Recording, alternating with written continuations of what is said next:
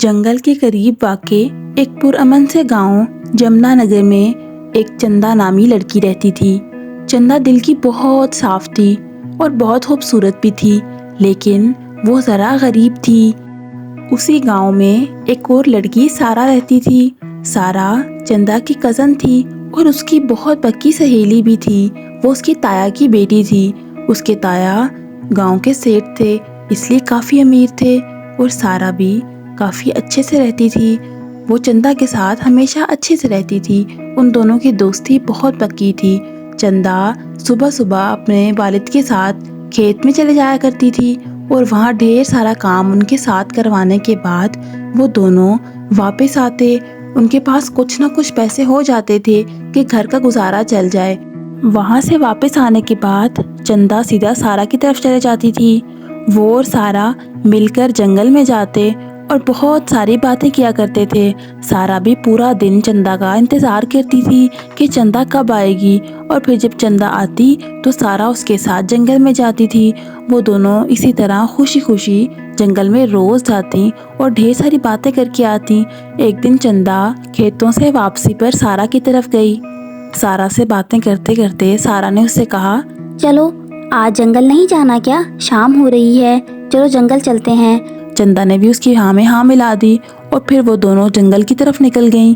جنگل پہنچتے ہی وہ وہاں باتیں کر رہی تھیں کہ اچانک انہوں نے کسی پرندے کی دردناک آواز سنی۔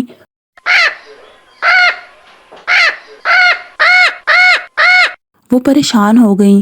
انہوں نے آگے پیچھے مڑ کر دیکھا تو وہاں تو کوئی نہیں تھا، لیکن جس طرف سے آواز آ رہی تھی وہ وہاں گئیں۔ وہاں پر ایک طوطا ایک پنجرے میں بند تھا۔ وہ طوطا بہت خوبصورت تھا، لیکن بیچارے کو کسی شکاری نے پنجرے میں بند کر دیا تھا، اس لیے وہ بہت پریشان تھا۔ چندا آگے بڑھی اور آگے بڑھ کر اس نے طوطے کا پنجرا کھول دیا اور طوطے کو باہر نکال دیا۔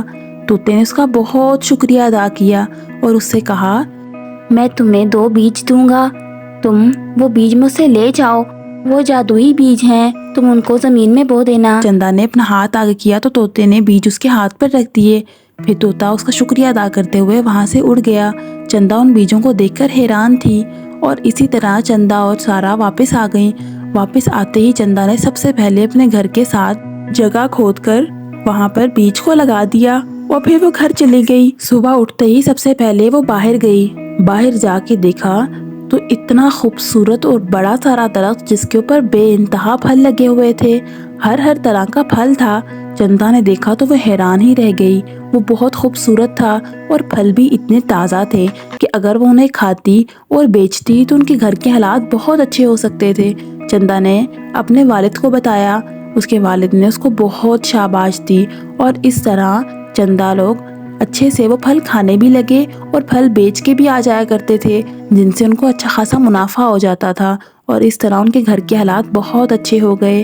سارا بھی چندا کے لیے بہت خوش تھی۔